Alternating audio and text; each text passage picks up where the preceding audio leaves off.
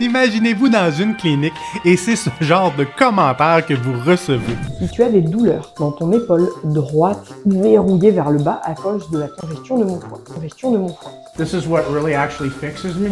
Oh, God! Plantar fasciitis, always from your spine. Always from your spine. C'est peu probable, right? Mais sur TikTok, c'est l'endroit parfait pour partager une diarrhée collective d'informations erronées. Je démystifie les vérités des mythes de santé. S'il vous plaît, abonnez-vous.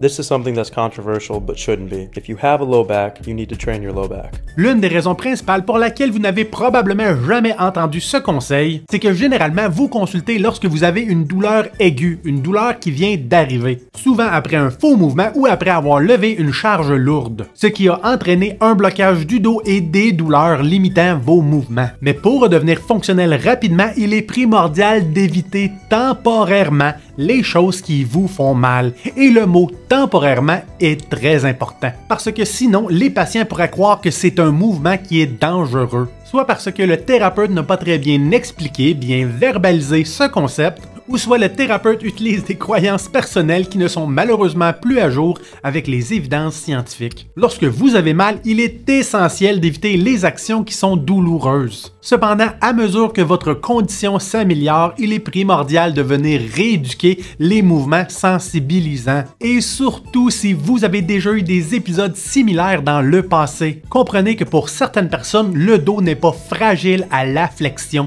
mais plutôt sensible. Et la meilleure façon de venir désensibiliser une amplitude de mouvement qui est plus sensible qu'une autre, c'est venir faire du renforcement progressif en respectant votre tolérance au mouvement pour devenir plus résilient, plus endurant, plus tolérant à travers le temps. This is what really actually fixes me. Oh, God! Oh, that fucking hurt. Si vous souffrez de douleurs chroniques au cou et au dos depuis des années, c'est important de comprendre qu'il sera impossible d'améliorer votre qualité de vie durablement avec des modalités passives comme ça. Les modalités passives sont des traitements qui sont offerts aux patients sans que le patient n'ait à faire une action active thérapeutique. Donc vous êtes là inactif et quelqu'un fait quelque chose pour vous. Elles peuvent apporter un soulagement temporaire après une réexacerbation récente, mais elles n'apporteront aucun bénéfice au long terme. Parce que malheureusement, nous n'avons aucune étude scientifique qui confirme que ce genre de thérapie passive peuvent être utilisées pour améliorer votre sourdine de douleur. Ce qui veut dire votre baseline de douleur chronique que vous avez au quotidien sans vos exacerbations. Il n'existe aucune cure, aucun remède miracle, aucun fixe. This is what really actually fixes me. Pour la douleur chronique. La seule manière de reprendre le contrôle, c'est de se responsabiliser. Mieux comprendre la douleur, pratiquer des techniques d'autogestion, obtenir du soutien et bouger progressivement à votre rythme. N'oubliez jamais que l'activité physique et le mouvement feront disparaître vos inconforts et vont rendre vos douleurs persistantes chroniques plus tolérables à travers le temps. Si tu as des douleurs dans ton épaule droite et que peut-être tu as déjà entamé une rééducation, que ça ne s'améliore pas, que tu as fait des tests et qu'on ne te trouve rien à l'épaule,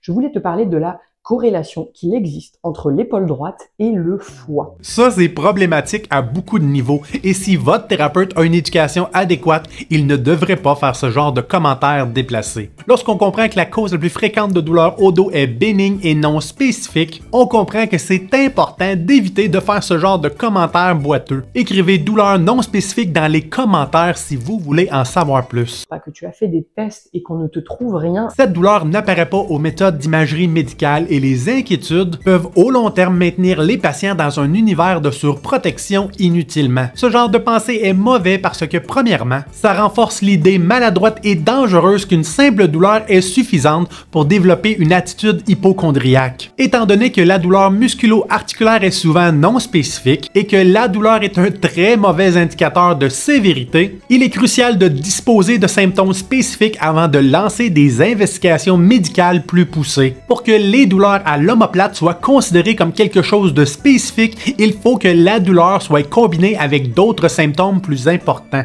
comme une douleur abdominale située dans le cadran supérieur droit, une fatigue persistante qui ne sera pas associée avec le changement de saison, des nausées, des vomissements, un teint jaunâtre de la peau, des yeux, des urines plus foncées à cause de l'excès de bilirubine ou encore des selles plus claires qu'à votre habitude.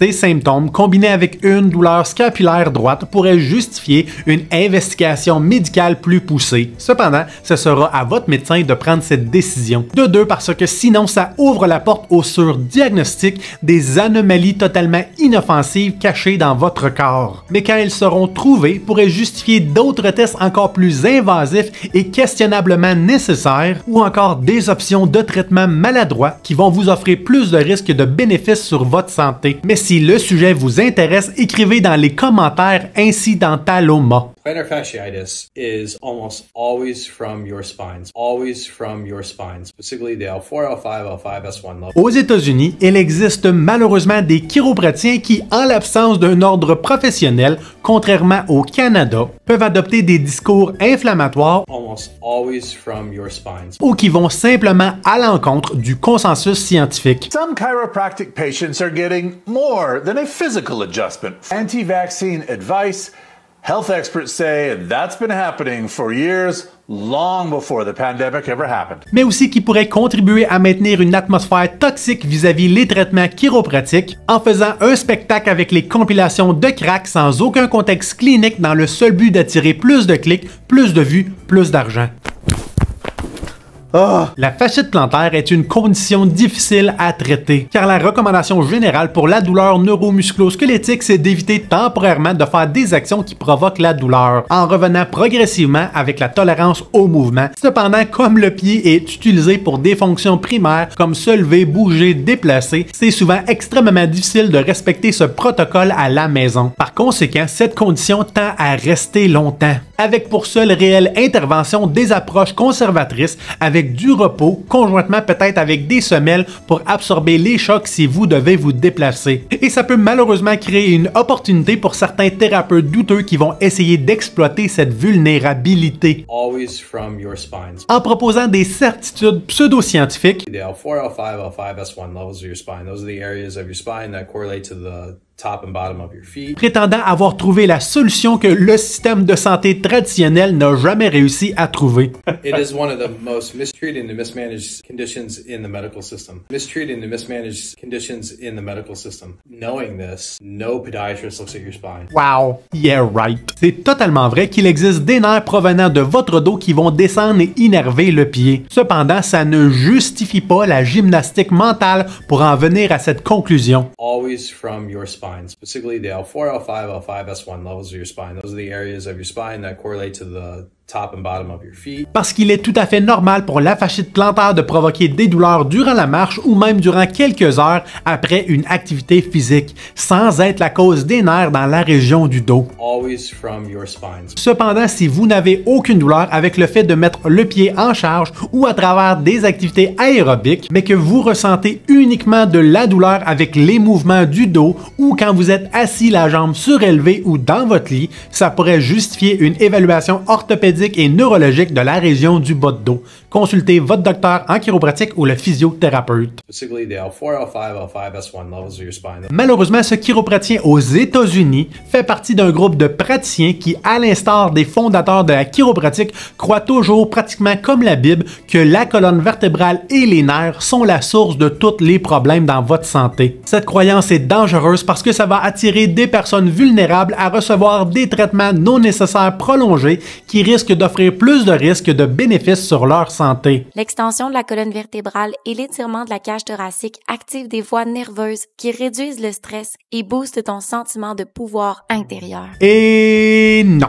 C'est très beau comme discours, peut-être même motivateur, mais en réalité, le mouvement, l'activité physique quel qu'il soit, L'extension de la colonne vertébrale et l'étirement de la cage thoracique permet de relâcher des antidouleurs naturelles, augmenter votre humeur, diminuer votre stress et augmenter votre énergie. et boostent ton sentiment de pouvoir intérieur. Il n'y a absolument rien de spécifique dans cet exercice. Donc si le yoga n'est pas pour vous, entraînez-vous, bougez, faites ce que vous voulez. Ça va littéralement avoir le même résultat. One of the most common questions I get is, what is actually a herniated disc? How does it occur? And more importantly, can it heal naturally without surgery? So the simple answer to whether a disc herniation can heal on its own naturally is yes. With the right treatment and addressing the root cause, you can definitely heal from a herniation or even a bulging disc. C'était une belle vidéo jusqu'à ce moment-là. Attendez un peu, je vous le repasse. Herniation can heal on its own naturally is yes. With the right treatment and addressing the root cause. Votre corps a la capacité de se guérir et de réparer les tissus endommagés. Et ce, à travers le temps, sans même qu'une intervention spécifique ne vous soit proposée. À condition qu'à la maison, vous respectez votre tolérance au mouvement et vous laissez la douleur guider votre rétablissement. Cependant, ce n'est pas parce que votre blessure est guérie, réparée, que vous n'aurez plus d'inconfort ou de douleur. La douleur chronique est un sujet trop complexe pour que je l'aborde rapidement ici, mais si le sujet vous intéresse, écrivez douleur chronique, mieux comprendre dans les commentaires. Il est important de comprendre que de croire qu'il vous faut un protocole de traitement spécifique pour traiter la cause, la source du problème, Addressing the root cause. Va vous causer plus de mal que de bien au long terme, parce que ça va vous enlever énormément d'autonomie sur votre douleur, sur votre rééducation. Vous avez plus de contrôle que vous le pensez sur une douleur persistante chronique. Si vous vous donnez la chance d'augmenter progressivement votre niveau d'activité physique, de faire du renforcement adapté à vos limitations, vous allez lentement mais sûrement réussir à désensibiliser une région plus sensible. Avez-vous des histoires à me partager sur la hernie? Si oui, mettez-moi-les dans les commentaires. Si vous voulez les liens pour les vidéos originales, sachez que vous n'allez pas trouver ceux qui partagent de la désinformation. Pour éviter de contribuer à alimenter des messages pseudo-scientifiques et à leur donner plus d'ampleur, je vous invite à regarder d'autres vidéos sur ma chaîne qui pourraient vous intéresser, parce qu'une personne informée, c'est une personne en contrôle de sa santé. Ok, bye! Abonnez-vous!